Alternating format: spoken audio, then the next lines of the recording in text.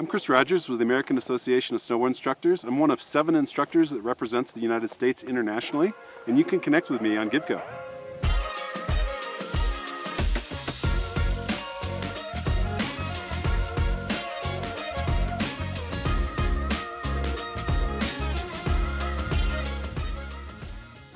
When moving from beginner into intermediate terrain, one of the things you'll find is a lot more variable conditions.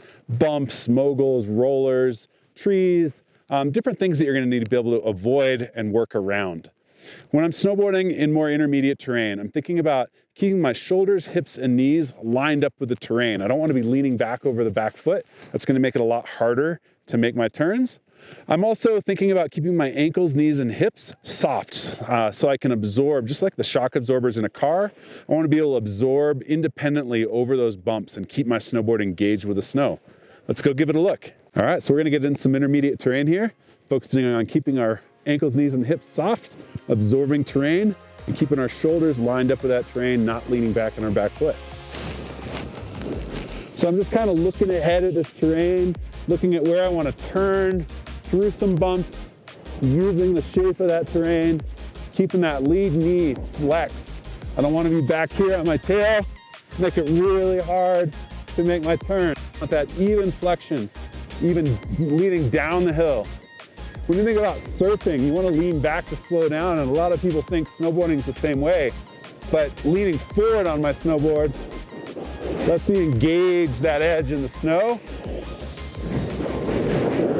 You can kind of cruise through a couple of bumps, just staying soft, being able to flex through that, keeping my edge engaged in the snow. Super important. Anytime my edge isn't touching the snow, I'm losing that ability to control my snowboard steering. Just kind of rolling right through these bumps. A couple bigger bumps, I'm going to turn against that bump, roll into that next turn leaning forward. Turn against the bump, lean into the hill.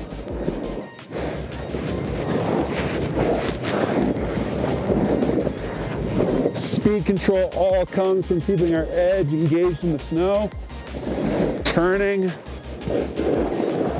making sure that I can turn the board across the hill to slow down and then dive back down the hill. Constantly using that independent flex and extension to absorb.